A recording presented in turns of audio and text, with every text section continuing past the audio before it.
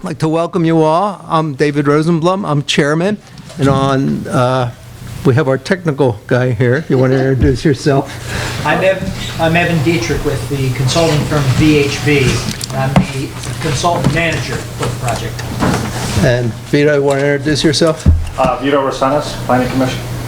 Jan Conley, Planning Commission. And Chris Carr.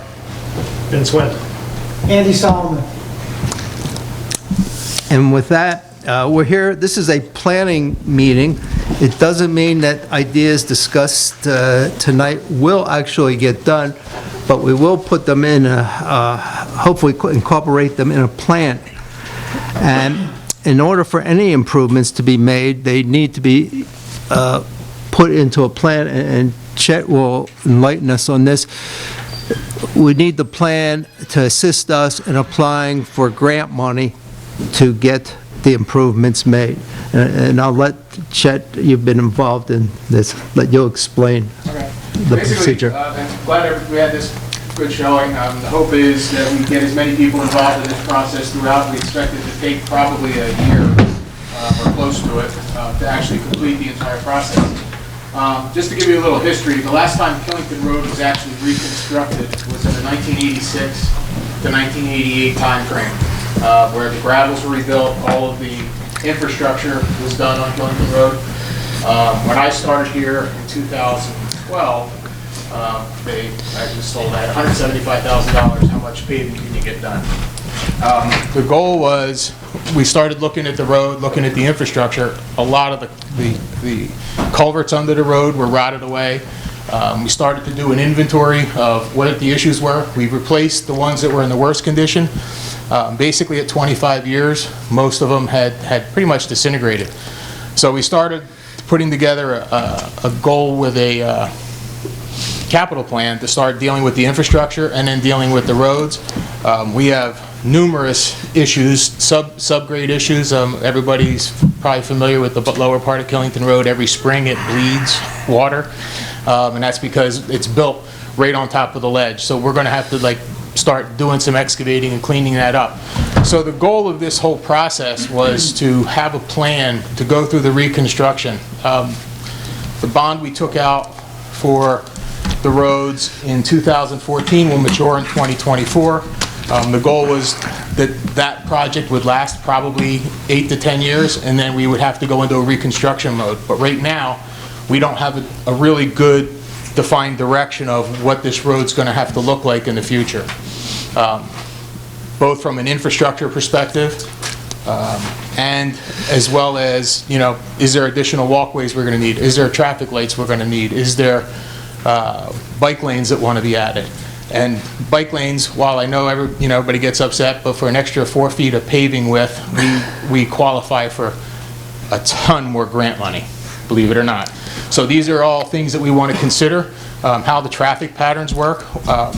One of the benefits of choosing the consulting firm that we did is they did the entire traffic study for the village. So they already have the base data for what the traffic flows are going to be and how we're going to incorporate that. So the goal of this entire process will be to actually come out with a preliminary construction design plan that if we were going to go apply for grants, then we could get the final design included in that grant money plus grant money towards the construction. So our goal long-term is over the next 10 years is basically we're going to have to reconstruct Killington Road, probably in phases, much like we did before.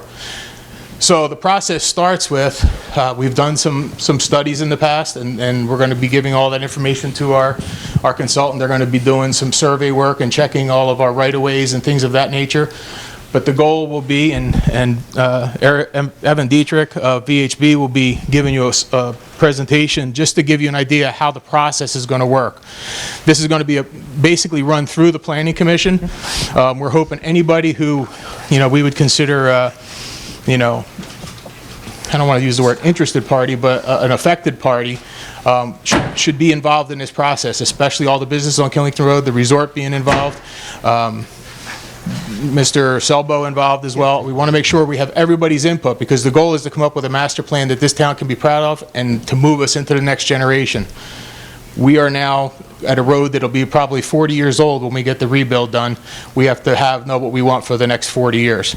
So with that, I'm going to turn it over to Evan with VHB to bring you up to speed. I could interrupt for just a minute. I'm Preston Bristow, the interim zoning administrator and town planner. I've taken over for Dick Horn. And so I will probably be the person, since I'm the staff to the Planning Commission, that you will most likely talk to if you call the town hall. And I have an email sign-up list that I'd like to use to get started. I promise that we won't abuse your emails, but if you would. And our record keeper would like you even to sign even if you don't give us our email. Thank you. Go ahead, Evan. And I would like to disclose that I work for the consulting firm who has been hired to do this project. Okay, thanks. I have a mic already. Probably don't need to. Don't need to. Okay, thank you and welcome everyone. I have just a brief presentation, but really the main point of tonight is to hear your ideas. So I'd ask you all to consider the project and what you know about it and share your thoughts with us tonight. And there will be a few more of these meetings as well, just so you know. So I'm just going to introduce the team briefly, give a little bit of background. Chet's covered most of that though. Talk about what design considerations we make in looking at a project like this, what the schedule is going to be and our next steps, and then the real focus, as I said, is public input tonight. So for the town of Killington, the team really involves Chet and Preston, and then the Planning Commission is really going to be the point lead for the project. And for my team, I have a whole group of people that work with me, of course. So tonight it's me, and then Brandon Roberts is in the doorway helping me take notes this evening. And of course there's a bunch of stakeholders. All of you are stakeholders in this project. The select board, the resort folks, and Rutland Regional Planning wants to be involved, and the business owners as well. So anybody who uses Killington Access Road certainly has the right to participate in this process, and we're open to taking ideas from everyone. Not to say that we'll use everyone's ideas, but we certainly want to hear from anyone who does have an idea on it. So what are we going to cover? It's basically the entirety of the Killington Access Road, and that goes all the way from, this would be the north end down at Route 4, and we're right here tonight, and it's all the way up the access road to the resort, which is here. While part of the road is owned by the resort still, there's talk about that changing hands and being part of the town road system. But it makes sense, really, no matter what the ownership is, to cover all the way from Route 4 all the way to the resort. So we're looking at the entirety of the Killington Access Road.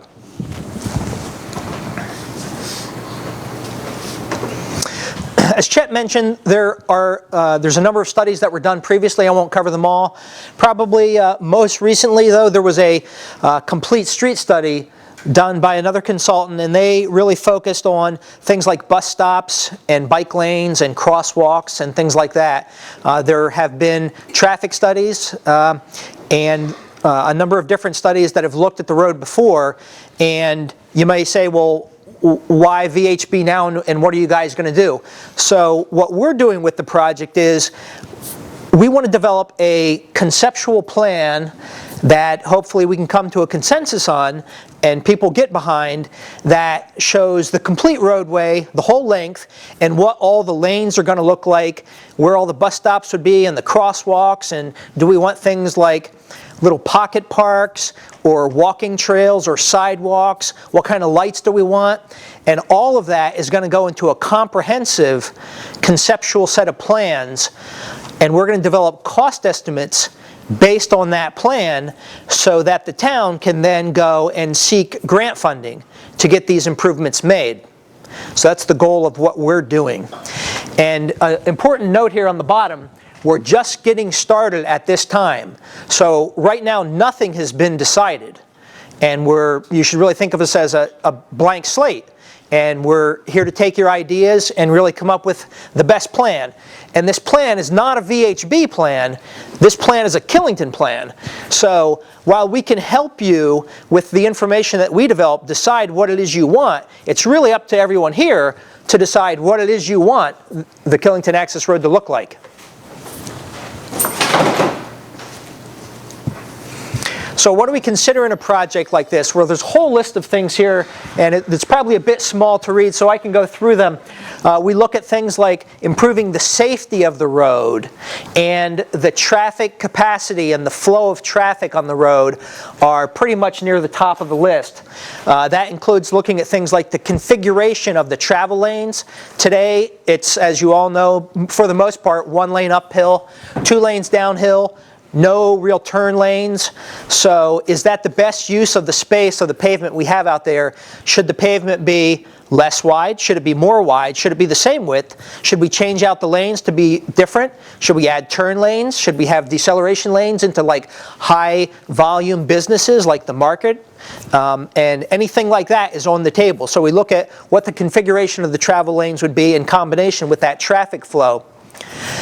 We know that there's been previous studies that looked at things like the bus pull-offs and bus shelters, and there were a number of locations of those that were identified. Some are already in place, and then others were planned to be added as well. So we want to review that information and put that into the plan. Same with walkways or shared use paths. Today there's a fairly narrow path that goes along the west side for quite a length of the road, and is that the way we want the pedestrians and bicyclists to get around?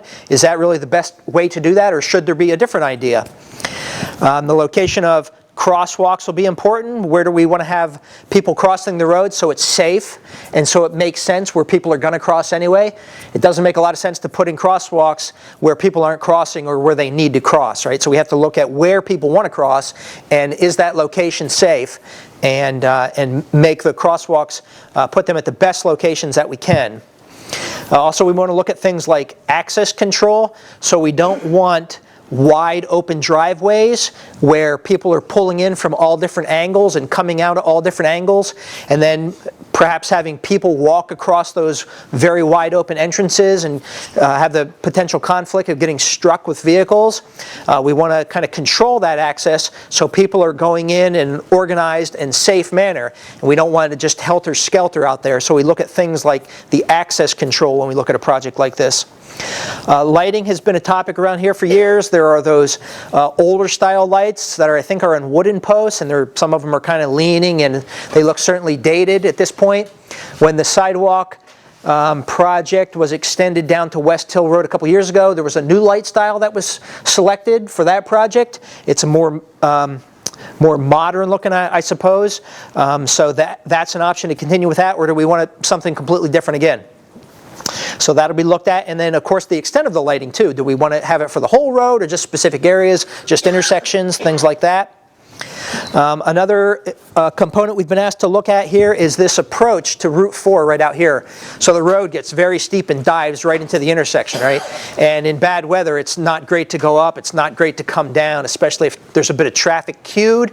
You can have the rear end accident potential, and it's a very steep grade out there. So we've been asked to look at reprofiling at least that section of the road to make that grade more in accordance with modern roadway geometric design standards. I did mention briefly, along with reconstructing the road and sidewalks and all that stuff, should we be looking at things like pocket parks or small spaces where people can gather and have a picnic table or a lunch, or things like the covered bridge, some area where people can congregate? Should we be adding those, or does anyone care? I don't know. That's what we're here to find out. Also, a big component of what we're going to look at is the cost of all this, right? So if you rebuild 4 miles of road, that's not going to be cheap. It's going to be a very costly project, especially if you completely rebuild the pavement or do any widening, or you get out of side of the existing right-of-way and you look at property rights and things like that. It can really start to get very expensive quickly. So what we want to look at is the total cost of the project, and along with the costs, what kind of grant monies might be available, what should or or can the town apply for, and also should we look at an implementation strategy where we would maybe build it in pieces? So we do a mile at a time or 2 miles and then the other 2 miles. And should we look at implementing the project over a couple of construction seasons or a couple of years or a couple of grant cycles? So we'll be looking at all of that with the project. So we're going to start by looking at the existing condition of the road. And that includes, we're going to have a drone go out and fly the entire thing, which you may have seen the big pavement markings out there already. There are these big white kind of angle markings out on the road. That's for our aerial survey control. So we're going to get new aerial imagery that we can prepare these plans on. And then that'll also give us contours, so the lay of the land. It'll give us topography as well. So we send a drone up there and fly the whole thing. And then we'll have this complete updated imagery of what's currently out there. And then we'll do a little bit of field reconnaissance too, to kind of spot check things and pick up things like where the culverts cross the road, which the drone can't see. So there'll be some topography collection. That's kind of the first step, and that's already underway actually. And then we look at the roadway itself. What's the pavement width? Where are the utilities located? What utilities might be in the way of the work? What's the right-of-way width? Like what property do we have to work with out there for the roadway itself? And then there's traffic and safety. Is there a crash history out there? Where are the accidents happening? Where are there a lot of accidents or not so many accidents? Are there accidents at the intersection? Should something be done down here? And then just the traffic volumes and the capacity. Do we have enough lanes? Do we need more lanes? Do we have too many lanes? Should we have turn lanes? So all of that will be considered, and we're collecting that, starting to collect that information now. And then we, for these grant programs, a lot of times it involves federal or state money. And when you have federal or state money, you have the purse strings that come along with it, right? So when we look at a project like this, we also have to review things like all of the environmental considerations. So that's wetlands and waters, along with rare and threatened endangered species, things like that, along with cultural resources, which is historic and archaeological review of the project area. And also stormwater is a big thing now. Chet mentioned money for bike stuff, bike improvements, but there's also a ton of money right now for the state, coming out of the state for stormwater improvements as well. So that's another good funding source. If you can couple the stormwater treatment in with the project, you can get yourself some more money that way as well. So we look at all of these things for the existing conditions, and then when we have that background information, then we start to develop the concepts and lay out the plans. So what will the plans include? We're going to have typical roadway cross-sections. So what does the cross-section look like? Is it 1 lane, 3 lanes, 4 lanes, 5 lanes? What does that look like? Where do the turn lanes go? And you can imagine a cross-section cut right through the roadway that would show where's the sidewalk or where's the path in proximity to the lanes. So that's one. We have these section views we're going to develop. And then we have a plan. I mentioned on the aerial, we'll have a plan, a complete layout of the entire road, what the lane widths are, where the lanes are, where the bus pull-offs will be, and all of that is on an overhead view or a layout plan. And then also we look at the profile of the road, so the elevation of the road as you go along, mentioning right out here at the intersection, should the steep grade be improved to meet current geometric standards. So we'll have profiles that we develop for the project as well. And then there's details that go into it. What kind of lights might we use, and what do the bus stops look like, and what do the crosswalks look like, and all the sort of amenities that go along with the project as well. And then when we kind of get through that process, then we start to really dig down in the details of the cost. And what do we look at for cost? Well, of course, the construction to build it is one part of the cost, but there's also what we call the soft costs, which is the engineering and permitting fees that you pay to someone like our firm. And then there's also the construction inspection. So when the thing is getting built, typically the town would hire an inspector to make sure it's getting built per the plans and that the contractor's not cutting corners or something bad like that is happening in the field. There's also can be right-of-way acquisition, so sometimes if the right-of-way isn't wide enough or if it's skewed to the road and you find you need some easements from folks, typically they're entitled to compensation. So do you have to pay any right-of-way costs for the project? And then there are just the town's administrative costs for the staff here and attorney's fees and things like that also. So all of those costs have to be considered in the grant applications, so when you apply for money, you don't happily get a grant and then find out it's really not enough, right? So you want to think about all those costs. So this is kind of a high-level look at the schedule. Tonight, we're having the kickoff. This is the first meeting we're really having about the project. And as I said, this is really to solicit ideas on it. So we're really getting underway tonight. As I mentioned, we did have the drone flight already, so some of the base mapping is underway. The existing conditions assessment will happen between basically now and the end of the year. And then when we collect the existing information, it's probably a good time to come back and have a public workshop and talk about some ideas that people might want to see from the road. Once we have this base information, it may even involve something like a workshop where we have big plans you can draw on and things like that to get more ideas for maybe people who didn't come tonight, or maybe you people come back. Maybe some people are here then that aren't here now. So we want to collect more ideas as we're really starting to get into the conceptual design. That would happen beginning of 2020, I think. And then really get into the hard development of the conceptual plans. That'll take place over the early part of next year. And then we would come back for kind of a formal presentation of this is what we think the plan should be, and present that at a planning commission meeting, and that would be sometime maybe early next summer, and then get feedback on the plan at that time, and then really finalize the conceptual plans and any reports that go with it around this time next year. So it's about a year process to develop this conceptual plan. Grant applications kind of happen any time of the year. Some of them happen around this time of year, and then there's more in the fall and over the winter. So if we wind this down around this time or maybe a little earlier next year, we should be in a pretty good position to think about applying for grants. And then of course it also sets the town up for town meeting. If there's some sort of local match, many of these grant programs have local matches, so you have to kick in 20% or something like that. That would have to be approved maybe through town meeting day. So it also is in time for the 2021 town meeting day. So it's not a fast process, but it is very deliberate, and we want to take our time and make sure we get it right. It's been talked about a long time, what to do with Killington Access Road, and now we really want to have a solid plan that we can go forward with.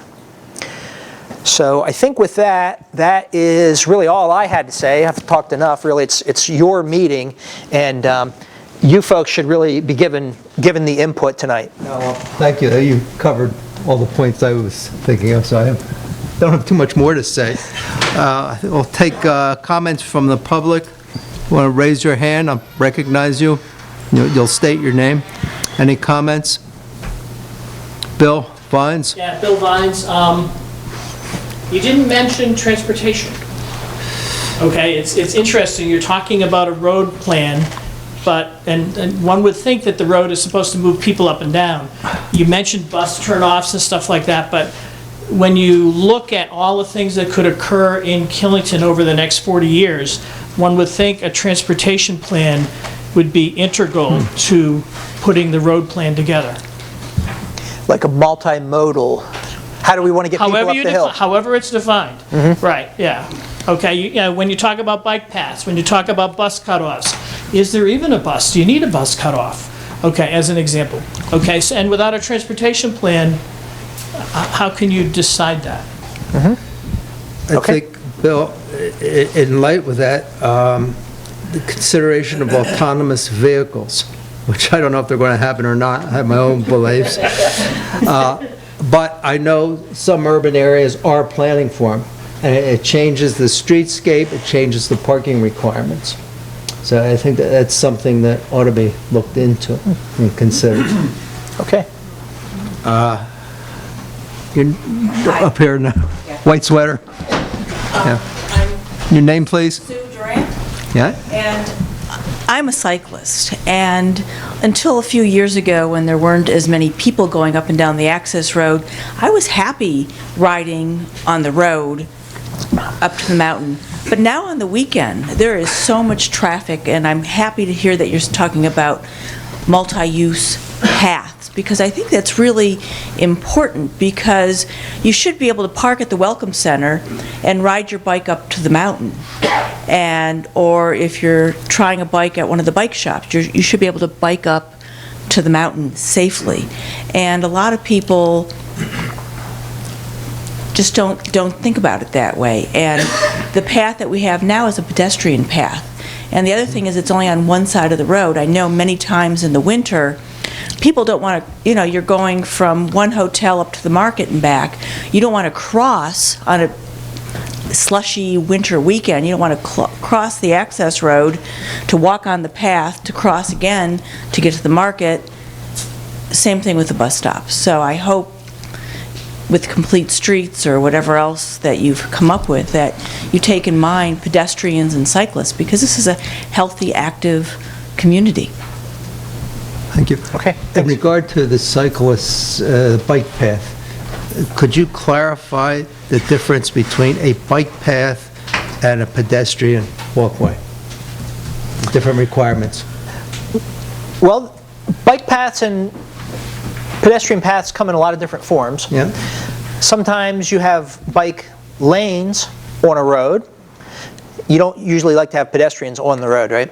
So then you have these separated facilities, and for pedestrians generally only, you have a sidewalk. And then you have things like a shared use path, which all users can use, so it's pedestrians and rollerbladers and cyclists, and these are generally wider. So, what we're talking about with this project could take one of any of these forms. We could end up recommending bike lanes on the road, possibly where it's easy to go downhill. Maybe there's a bike lane downhill, because cyclists can keep up with the vehicles safely, but going uphill, it's much harder, so you're going much slower. So maybe that doesn't feel right for a bicyclist, so then bicyclists are off on a shared use path perhaps. So it could take any of these forms, but a lot of times, especially in urban areas, bicyclists and pedestrians share the facility on a thing like a shared use path. Okay, and on a shared use path, it would be wider than a pedestrian path? Is there a minimum?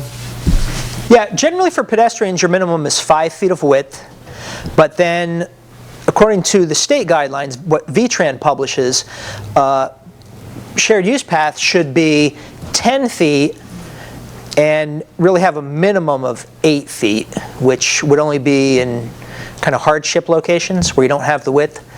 I've worked on projects in Burlington, and their standard is 11 feet because they have so many users. So it kind of depends on how many users, but generally the state standard that's used through most of the paths, shared use paths across the state, is a 10-foot facility, plus a shoulder on each side, a 1 or 2 foot shoulder on each side. Other comments? In the back there, in the shadows, could you come forward? Come into the light. See the light. Hi, I'm Randy Ellis. My family has a ski, snowboard, bike, paddle shop down at the corner of Route 4 and 100 South. And over the last 3 years, I've been working on a plan to have a bike path that would actually run not on the access road, but along the flats. And we're making progress and having events here and there. But I think it's also important to consider having a two-way shared use path on the Killington access road. Having lived in New York City and traveled all over the world, it's important to have that separate from the road instead of a bike lane, especially now with texting being such a concern. People are distracted. I see it all the time, and as a cyclist, as a runner, I had a mom come in yesterday. She made a $100 donation. She said, I was running this morning with my kids. They were on their bikes, and I saw a truck come across the road and barely, miss us, and the guy was on his phone. And this is an 18-wheeler, coming down the road. And it's we're one bad accident away from having a terrible, reputation. And people come here from all over, and they're used to having shared use paths that they can run, bike, rollerblade, push a stroller on, and we don't have any of those. And all summer long I get phone calls, where's the bike path?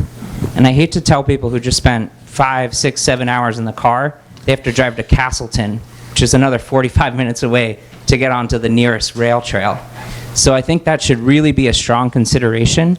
And it's important that the grade is a doable grade for all ability levels, which I know is tricky because we're on a mountain, but I think you have to shoot to make it a doable grade. In areas where it could only be one lane, I think it would be nice to have a barrier of some sort. A lot of places will do that. So even if it is a bike lane, they'll have a small barrier separating cars from the actual cyclists or walkers or runners. So that's my input. I think it's important. It should be on both the Killington Access Road and Route 4. Very important. Thank you. Next. Come on, guys, we rent the room for the night. We got to get some comments out here. Second row back there. Good-looking lady there. Stand up.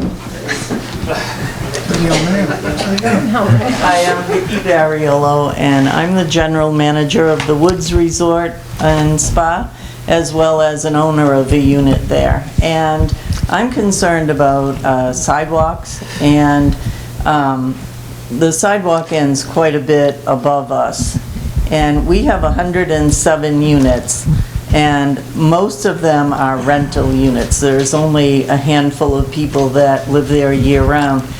Those people that rent often want to walk to restaurants or bars, and it's practically impossible. It's a very steep grade right there, and it's dangerous, and a lot of people have dogs that they want to walk, and you're just gonna, you're asking for an accident to happen with an animal. So I would strongly suggest sidewalks for more of the distance.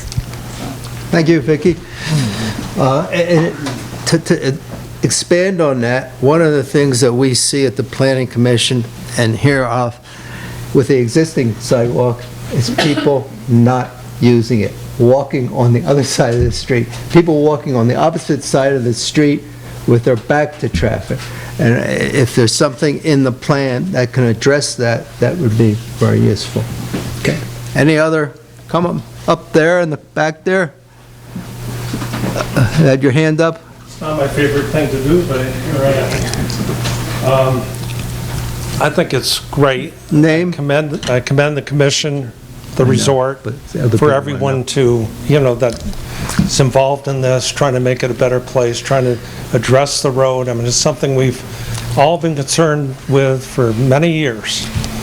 And I think it's very important that we look at the level of service that's afforded by the road into the different properties and out of the different properties on the road, so they work efficiently and safely, and that they're able to gain permits in terms of doing land development. So if we don't address that, I'm afraid that it's really going to be a situation where the development pattern is going to be at the top and other places. So we have to have, some kind of parity to make sure that the level of service is addressed, because there are intersections now that have failed that are an E or an F rating, and as the area grows, it's not going to improve without some sort of mitigation, and that may involve turn lanes like you're discussing. It may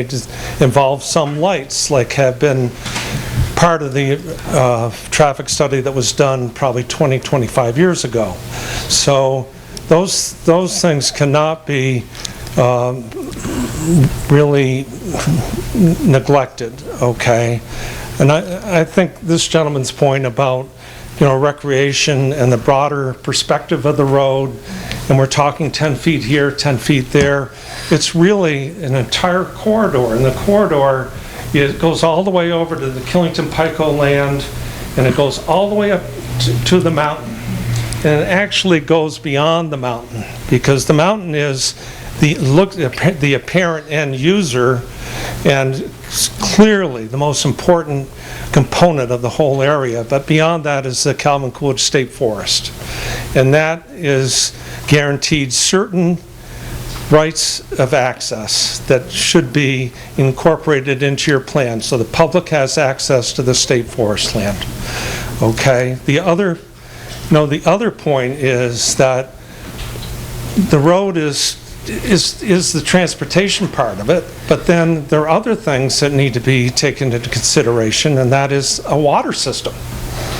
You know, if we're going to have infrastructure in this community, we should at least address what the feasibility or the possibility is that there could be a central water system that serves the village, it serves the road, it serves the environment, the community in general as the area grows. But that's not something that's really been addressed, but it needs to be addressed because there are very real water quality issues that are, you know, the groundwater right now is, there's more salt in the groundwater than there is in Bonneville salt flats, for crying out loud. So, you know, we really need to, you know, bring that to the forefront too as an additional consideration. The other part of the road that I think is really key is, and it's key for all the properties, is stormwater management, stormwater runoff. How is that integrated in terms of the paved surfaces and other areas along the road? Can we integrate stormwater, you know, retention, detention, and mitigation so that it's part of the road? It's part of the road system. It's part of the development pattern, so that we have done the proper planning, not only for the resort, but for the properties along the road, so that the road and how it's built can accommodate the things that are going to be needed in the future. I guess my last point is the fact that I have looked at, you know, the recreation pathways. You know, Stowe was really, you know, it was a tremendous project, and what they did up there was a tremendous accomplishment. They got the community behind the idea. I've forgotten the woman's name that really promoted it, but they basically sold it by the foot. A contribution by the yard. Will you buy a foot of the pathway on the Stowe Road? And so they've raised money for many, many years. They got the pathway built. We have the potential for a pathway. I've got one that does meet a gradient of less than 5%, all the way from the Wobbly Barn up to the Mountain Inn. And it travels along really the inside of the corridor along Roaring Brook. It's a spectacularly beautiful corridor. It's a recreational amenity that people would want to enjoy. They'd get out of their cars, take their families, and enjoy, you know, the experience. That needs to be incorporated into it. You know, if it can work with the mountains plans and, you know, Mr. Selbo's plans, but those could be the starting points for a design that really changes the place and the quality of the experience here. Coupled with that is the Twin Falls above the Night Spot. Not the Night Spot anymore. What is it? Night Spot. Okay, above that. Okay, all right. So their Roaring Brook, you know, has a primary tributary. They, you know, convalesce in the or, you know, join above the Night Spot, and there's a really beautiful gorge, chasm, spectacular trees. I mean, it's really a nice recreational area, and no one knows about it. It's really the last vestige of something natural that's left with Roaring Brook, almost the last thing. That could be incorporated into this plan. You know, I think it would be very useful for the resort. I think it would be very useful for the public and to bring people up the road to do things and, you know, enjoy things with their family. And, you know, if you walk uphill from whatever it is, let's call it the nice spot, okay? If you walk up a half a mile along Roaring Brook, you'll see a great area. It's really a nice natural area. Now, how does that mesh with the resort plans? I don't know. There may be some coordination issues there, but we did do a pathway all the way from behind the Walby Barn where there was a recreational facility and that little field out there. It's not to the east of the Walby Barn. It's not a wetland. I had a wetlands guy there. There's enough room for something that people would use. And from that, the trail system can emanate up to the mountain. Those are just a few of the concepts, but you know, I'm very interested in it. It's not only, you know, my own selfish interest in terms of property we own. It's really wanting to be part of something, you know, coming to Killington to build something really nice. So anyways, thank you. Steve Durkee, thank you. The owner of the nice spot. Yeah, is that Sal back here? Yeah. Okay. Hi. Hello. Yes. Oh, okay. Cable. Well, it's not working. Can you hear me? He can hear you, it's just going on the video. Turn on your television. The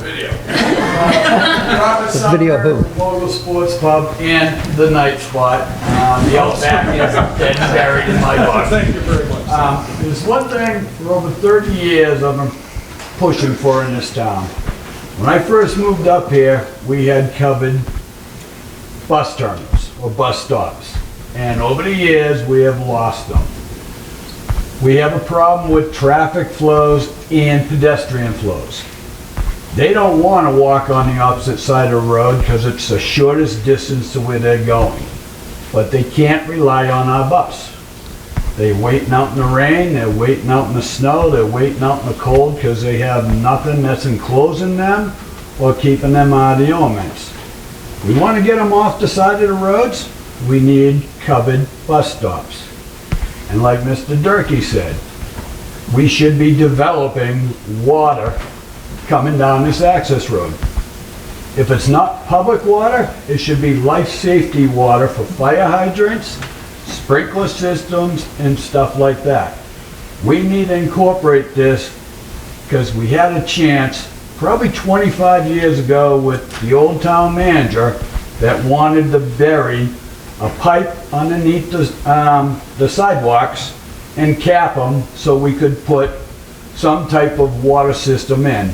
We decided as a town not to do it when it was affordable before we put the sidewalks in. Now for us to put in public water, whether it be for sprinkler systems and fire hydrants or public drinking water, we have to assume a new cost of either putting sidewalks on both sides of the road and burying the stuff in then, or digging up the old sidewalk and then putting it in for now. As this new plan is coming, and I'm very excited about us bringing in consultants that know what they're doing, it's something we need to do it. We need to bite the bullet, spend the money, because it's the future we're talking about. We've had accidents on this road. We've had pedestrians killed on this road. A life is worth more than the cost of a covered bridge. It's worth more than a sidewalk. Let's get these people off the sides of the road and plan for the future. And it's the total package. It's some water systems incorporated, whether we do it 10 years after we put the sidewalks in, but we should lay a pipe in while we're doing it. We should be putting these enclosures back for the bus stops, and that's something I've been saying we should do right away, because we need these people in something that's protected so they're waiting for that bus and not walking down the side of the road. To me, we gotta grow with the resort at the same time. And as we do things, we have to plan it accordingly. Plan, you know, first part of the plan, phase 1, phase 2, phase 3. But we really need to start implementing some of these things to get this stuff done. I've watched us spend a lot of money on consultants and hearings and everything else when some of this money could have already implemented a couple of these plans. 6 or 7 Amish sheds put on the side of the road in key locations works for a bus stop. Rutland has replaced their bus stops. We had an opportunity probably 3 or 4 years ago, and I know a lot of local businesses were willing to fund it. When Rutland phased out their covered bus stops and bought all new ones, we had the opportunity to buy them for, I think it was $300 a piece. We need to spend some of the money now and not wait 2 years down the road, to be honest with you.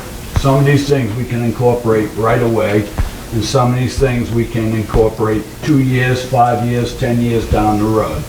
But we need to plan on this, a total package in phases, because we need public water, and we do need life safety water down this road, and we do not need our people walking down the roads getting hit by cars any longer, because we've had fatalities, and we've lucked out pretty good that we haven't got a bad mark on our faces, shall we say, but we need to incorporate some of this stuff sooner than later, and that's all I have to say.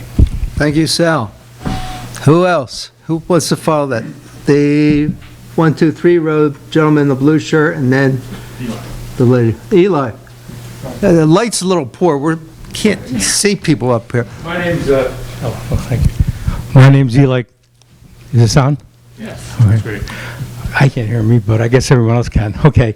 My name's Eli Kirsch, and I'm a part-time resident here, and this may be the only meeting I get to, but I want to put my 2 cents in. I'll be very short. Basically, I think the intersection right out here is probably one of the dangerous ones we have. Every time I come down the access road, I never know if I want to make that turn safely or not, and I'm not sure anything can be done about that. I had suggested to someone we put a traffic light in if that's possible, but they said it's a state road and it can't be done, so I don't know what the answer is, but somewhere on the agenda, I'd like you to address the intersection right out here. I have a question. Yeah. This intersection, even though it is a state road, and also the traffic light on the access road, how come traffic circles couldn't be utilized so people aren't stopping? And No, not traffic circles. We don't use that term anymore. Roundabouts. Okay, put that on your list.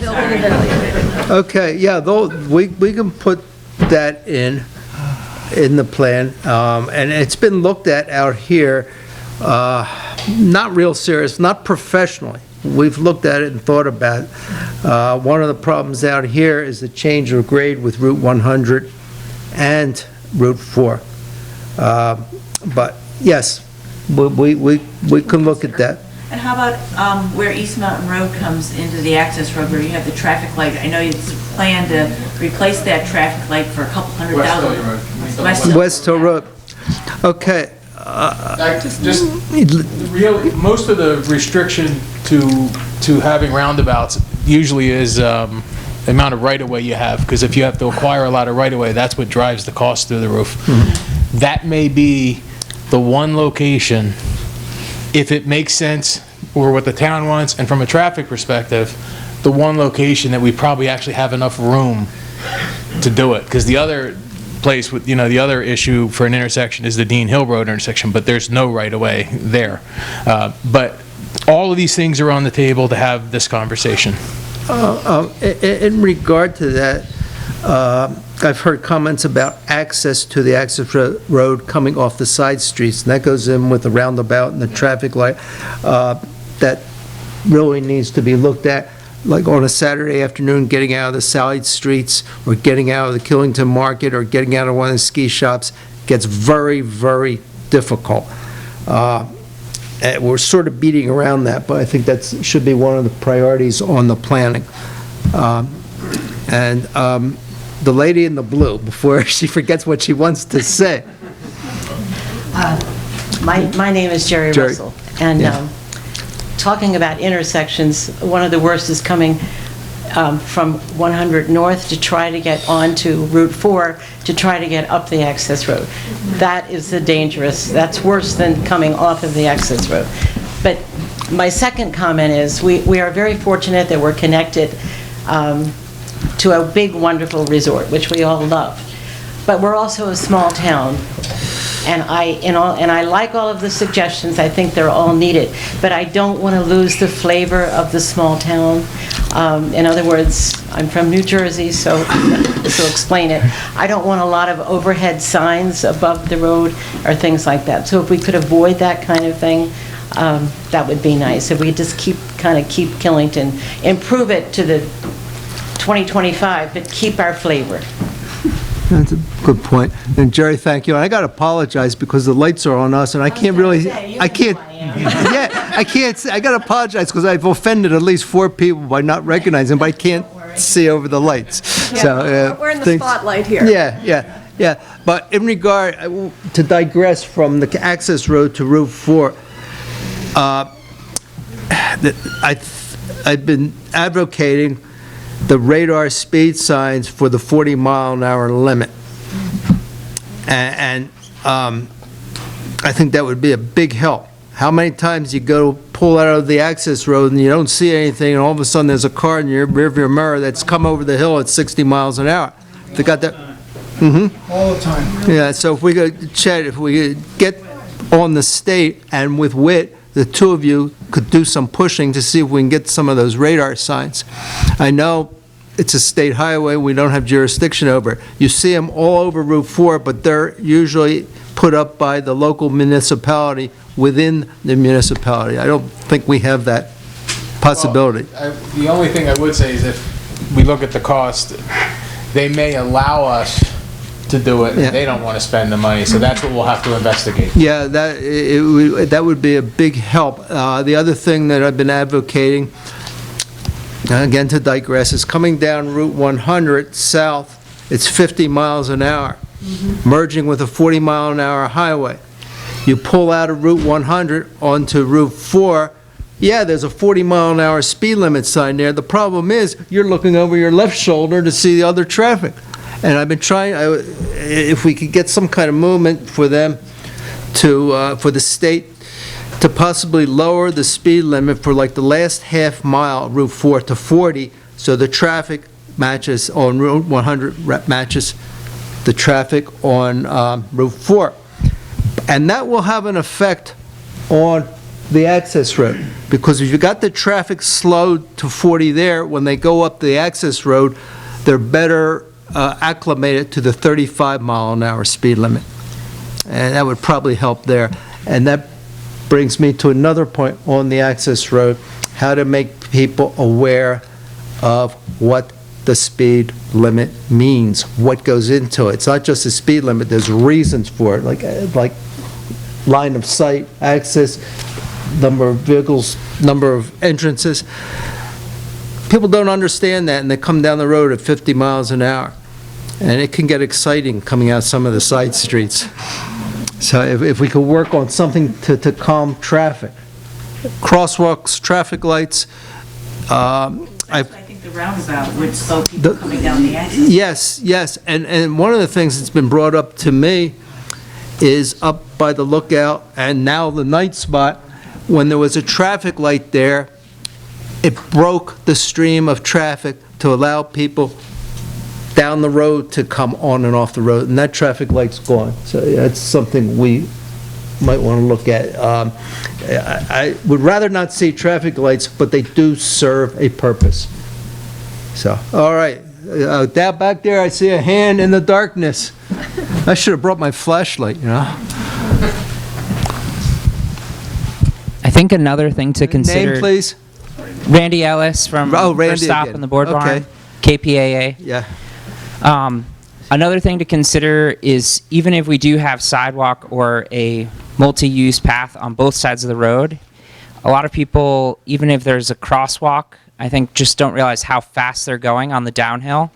I think it would make sense to have a light up or blinking light for when people are actually crossing for pedestrian use.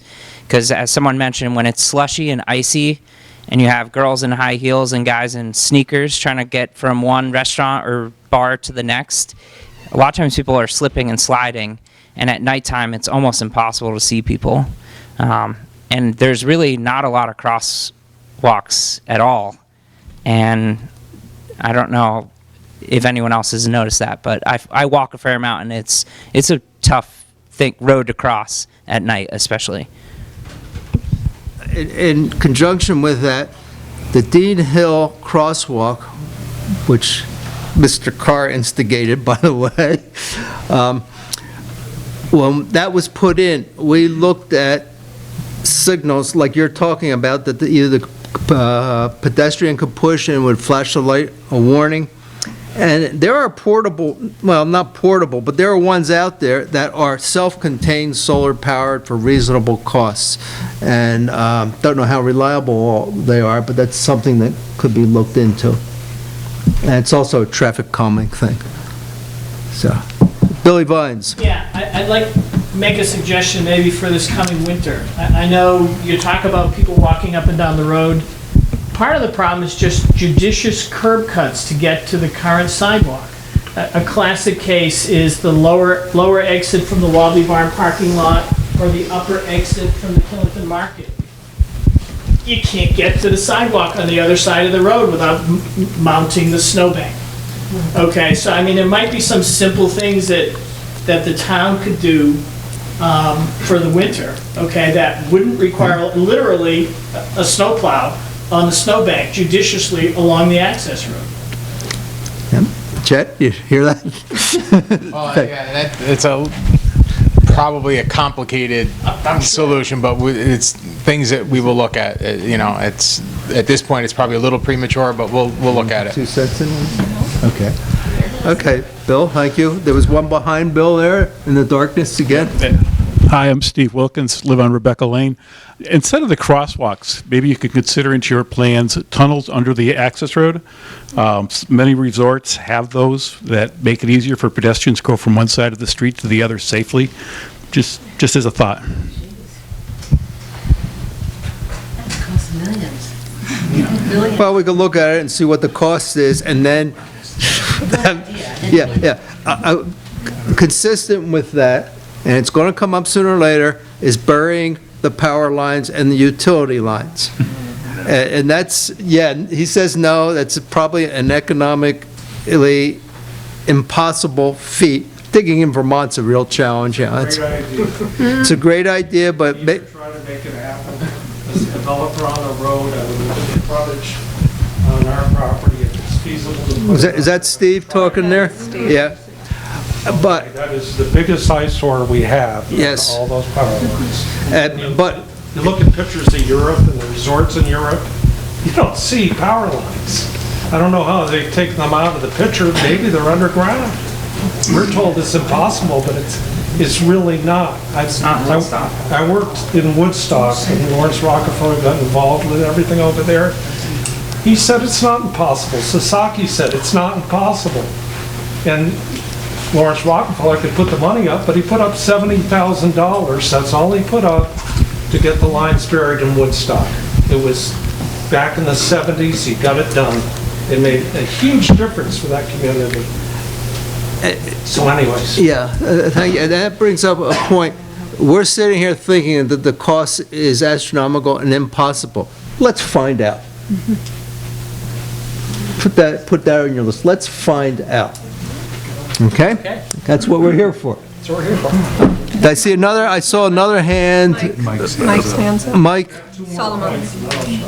No, Mike is right in the light there. Mike? Okay. Oh, I see. The tall guy in the back. Yeah. The former candidate for governor. Yes. Mike Salmano from Killington Resort. Just a couple things. One, we're excited about this process. I think it's, a lot of the comments are things that would be great. So one thing I just want to point out, when we went through the last study, I know one of the comments they were looking at was taking it from 2 lanes to 1 lane downhill. I think we have some concerns with that. I'm not saying it's right or wrong. One of the things was they seem to only study it in the summer.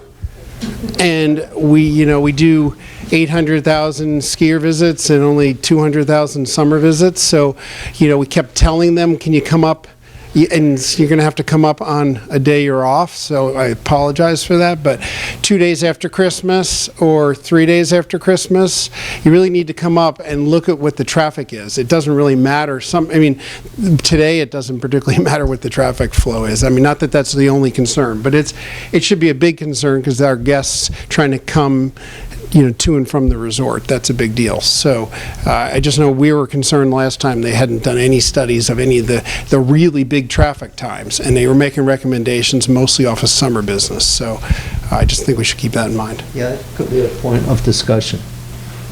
Definitely. I saw another hand. Eli? Yeah, I just wanted to add an addendum to what I said before about this intersection. In the winter, someone pays for the police patrol to be out there.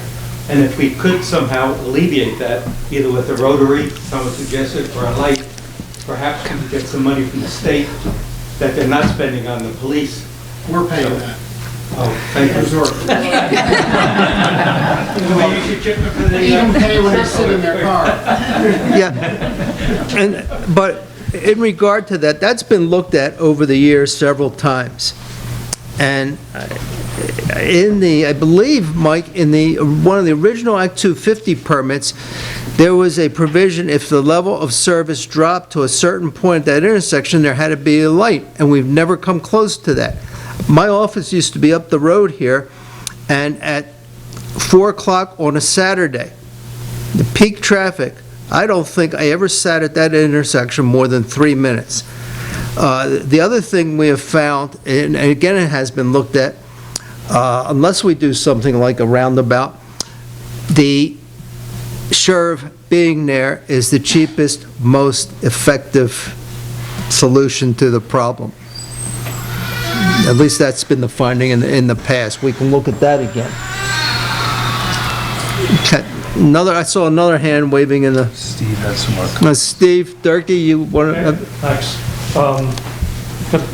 Just a couple other points. If you look at the development that's happened over the years, first it was a road, and then there were individual projects or development like the market and other commercial uses, and they got a curb cut for a culvert, and the culvert was in the ditch line, and the ditch still continued on the property and up and down the road. Well, that ditch is something that really, even with a new walkway, is just back behind the walkway. At this point, it needs to be filled in, and drainage needs to be incorporated in it as part of the stormwater plan, and that gives you surface area, green space, an area to plant, and underneath it you have stormwater management, and you no longer have the ditch. You don't have these separate little properties. You begin to unify them because you have green space between the properties. So that's a key part of getting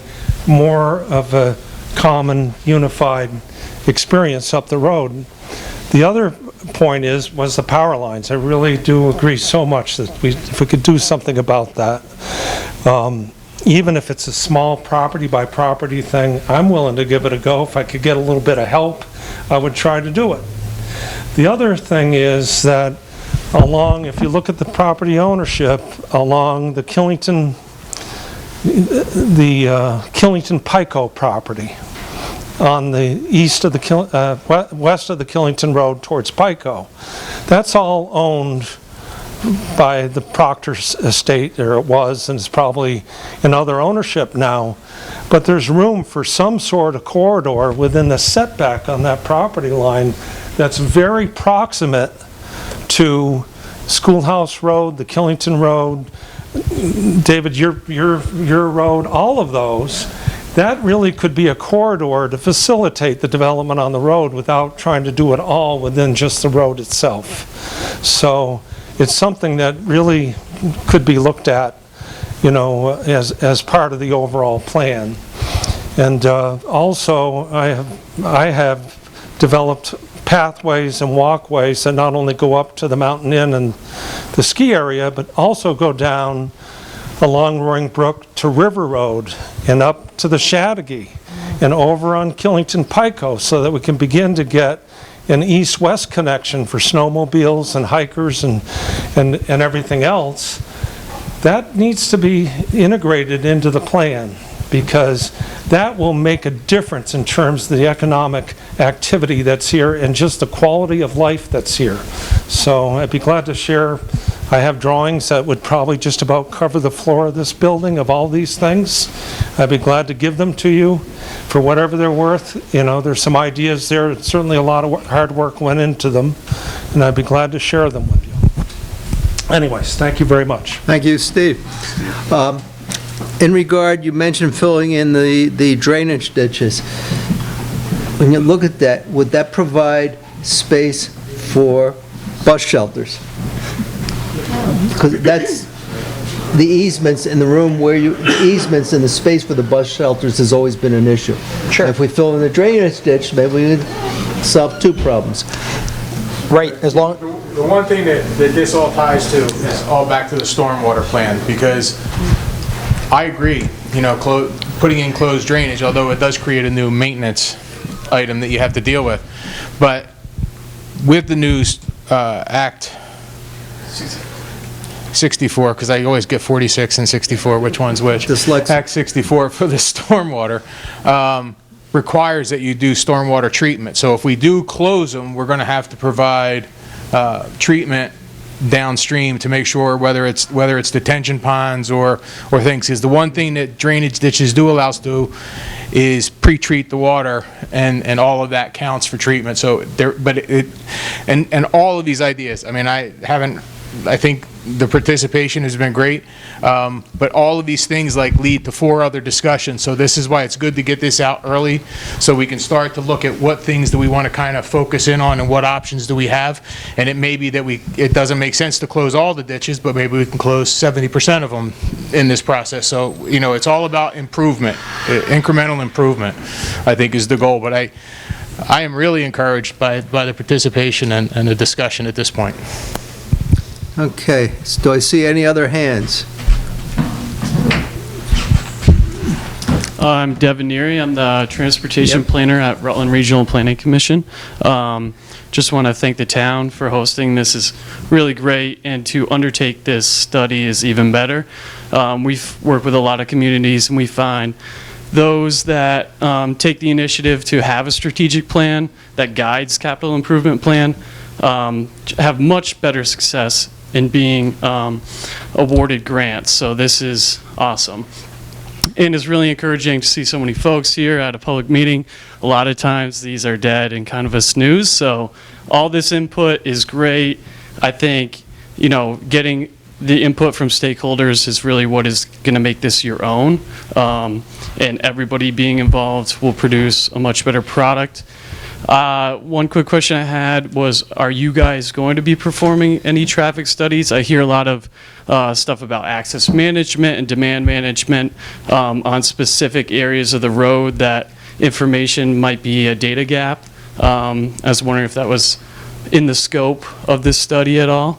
We're primarily hoping to rely on available information, and I'm not sure, just getting into the project, I'm not really sure what the most recent counts when they're from.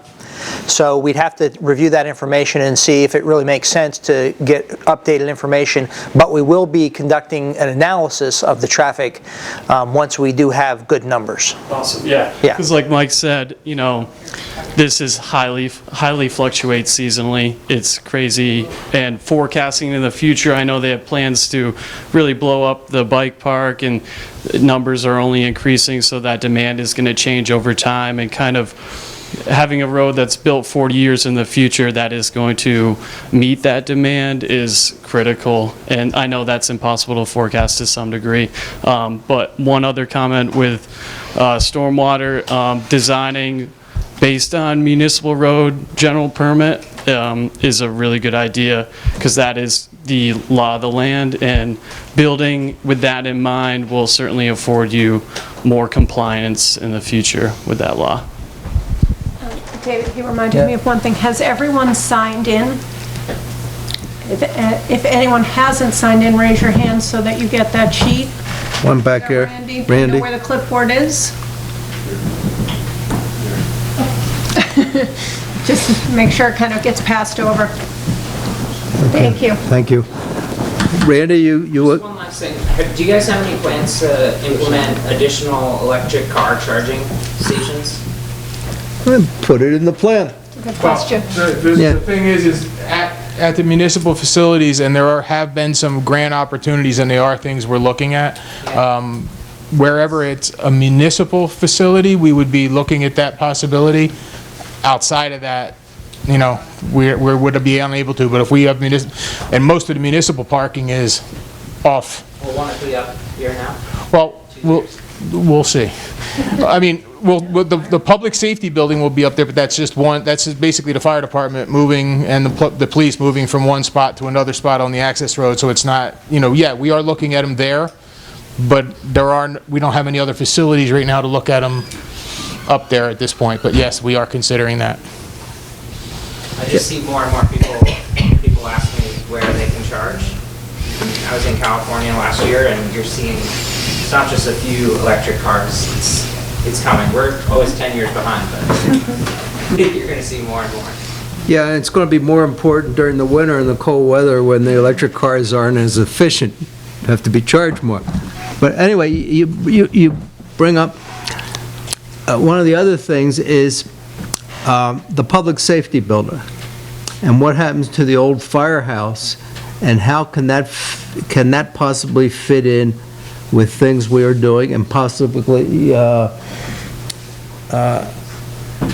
it just where the site of the old firehouse, where the present firehouse is, if what uses that could be made of if the town can acquire it. Those are all discussions, because we're going into the final phase of awarding the rest of the public safety building contracts, and we're actually hopefully in the next, by September 10th, we should have the last of the state permits, which would be the stormwater permit, that we can actually start digging.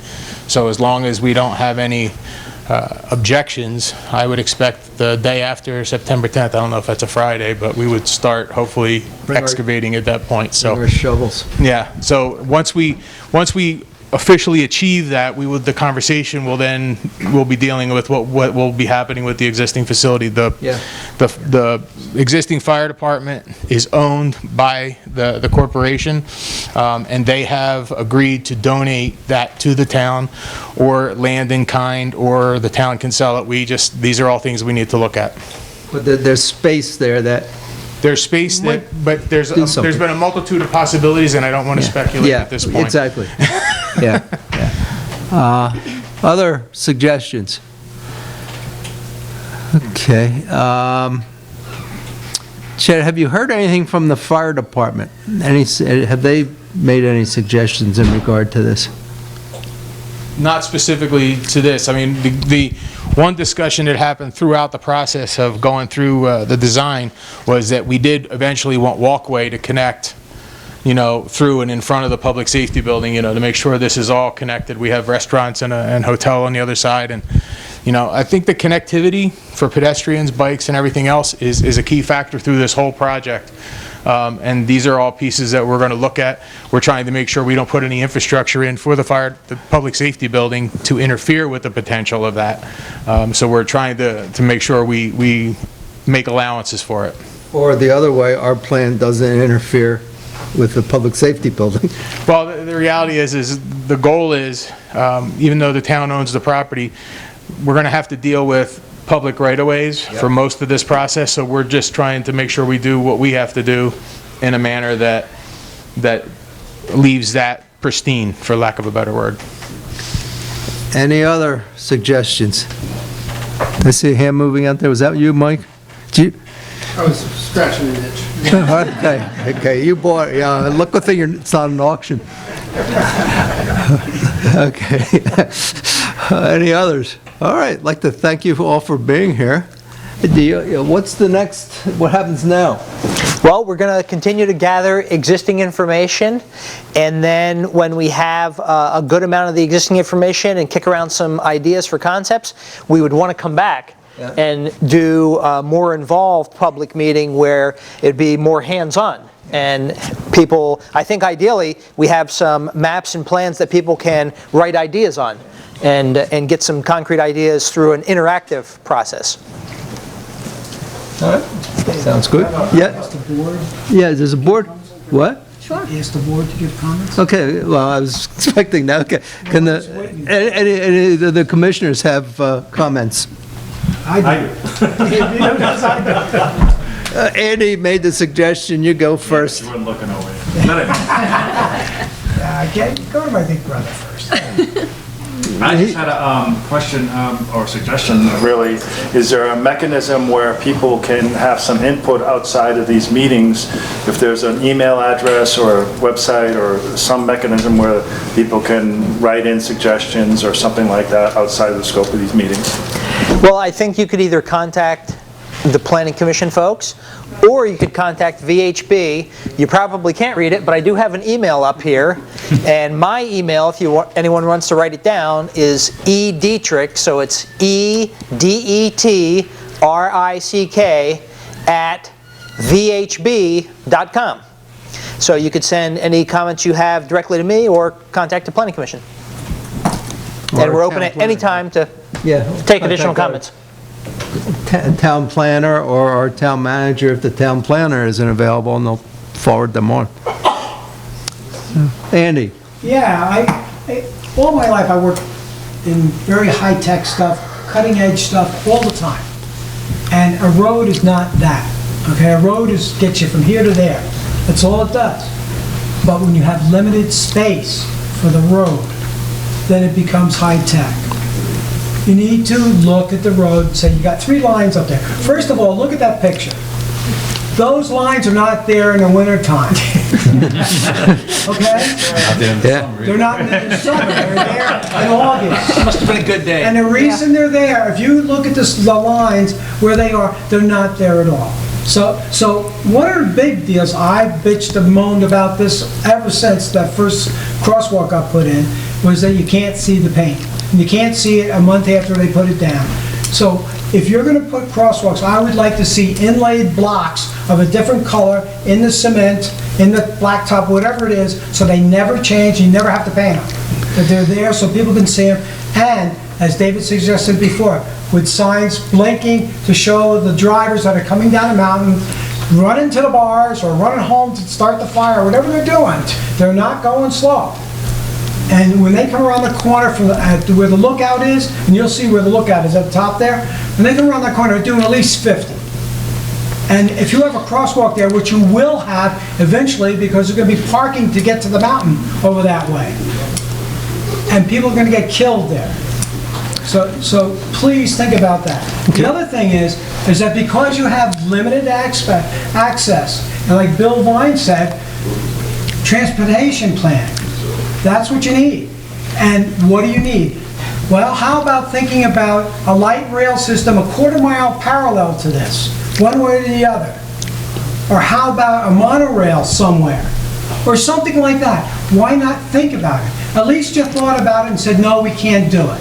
But if you don't think about it, it's useless. So I would like you to look at that. In regard to the monorail, there was a proposal a number of years ago. And when we thought about it, the number of people using it, there would be a lot of empty cars going up and down the mountain. But look at it. Come hard numbers on it. My concern is this. You have a crisis with the environment. And you have people going to electric cars all the time. And you're getting rid of using carbon-based products, gasoline, which means cars on the road. And if you're not allowed to use them 30 years from now on our road because that's the law, what good is the road? Okay, so maybe a light rail system is too forward thinking, but at least you thought about it. Yeah. So I have a concern a little closer in than 30 years, but you mentioned using the existing traffic studies, or you're going to try and do that. We were talking about the plan timeline and they're planning to use the existing traffic studies to the degree that they can. I just want to echo the point that Mike made. When the last study came out, the numbers just didn't make sense. I mean, we know on a busy Saturday how many people there are on the mountain, and they all come off the mountain. And the numbers of people that they were saying going down the road per hour couldn't evacuate the mountain. until midnight, so they weren't realistic. Your timeline envisions a plan ready for public comment around the first of the year. You're not going to have had an opportunity to get your own eyes on those busy winter weekends by then. And I would recommend to come here Saturday and Sunday after Thanksgiving and see what the traffic's like when we have 35,000 people a day here. The January thing is, once they've collected enough of the existing data, we're going to come back and just talk about possibilities. There won't be a plan to review. Well, I guess that was my point, Chad, is that no, that's too relevant data for traffic isn't going to be there on January 1st. No, this is just, we're going to have collected data and say, here's the things we found so far, and tell everybody what we found and what the road issues are, and then talk a little further, but we won't really have I wouldn't call it a plan at that point, that this is just talking points again, the next phase. Yeah, I like the suggestion from the resort actually about the Christmas week, right? It's a very busy time. It's not World Cup weekend, which as traffic engineers, we don't design for the highest hour that occurs anytime in a given year, because then you're over designing. But we do look at things like the 85th percentile numbers. So a high volume, not necessarily the highest, but a high volume. And something like Christmas week is a high volume, obviously, right?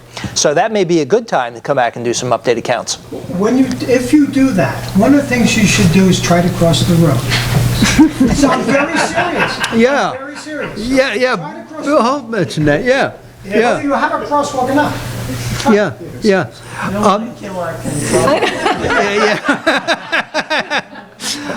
At one time, but I'm dead serious about it. I know. But at one time, we used to get regular traffic counts.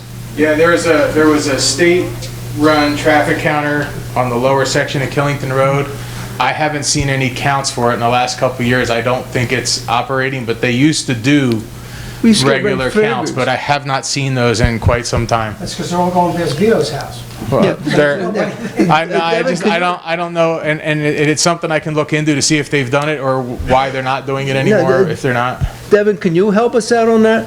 Absolutely, we can even help conduct traffic studies. We've actually been conducting quarterly bicycle and pedestrian studies on the covered bridge since last winter, and we're willing to share that data, absolutely. Okay. So, and that's the goal, we want to make sure we fill these holes in, that's this whole process. This isn't, if this plan came in 2 months later than our schedule, that's not the issue. The issue is about getting it right. So. I just took a study by Vermont Recreation. They're doing a big study. I don't know if anybody else has seen it. They have like a Survey Monkey, but it's not Survey Monkey. And they talk about what are the roadblocks for you being busy or doing an activity. And they talk about road biking or pedestrian or different things like that. So that might be something you might want to access because it has data for Rutland County. Is that Fish and Wildlife? It could be. Yeah. It was on Front Porch. Just a study, but it sounds like a statewide study, but they do break it down by county. Great. Chris, you got any comments, suggestions? I think everything said here tonight has been great. I think everyone's expressed, as I look at my notes, it's a lot about pedestrian traffic and improving things, and so I think it's a step in the right direction. And I think we're doing it smartly by overturning every stone and letting them do their work, so nothing much else to add. Jen, you got any? I have nothing to add.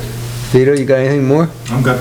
Anybody in the audience? I just have Jerry? a request. If you could design a better presentation thing that we all could see when you come back. It's got to be bigger. If we get to the bigger issues, then we can go to, we might have to talk to the school about going into the gym and then putting it up on the big screen and, I agree. We will have to move to another. We did this venue because we were originally talking about doing it in Town Hall basement. I'm going, it scares me a little bit, and I'm glad we didn't. But we're probably going to have to move to another step at some point. Okay. Any other comments? Then I'll close the hearing.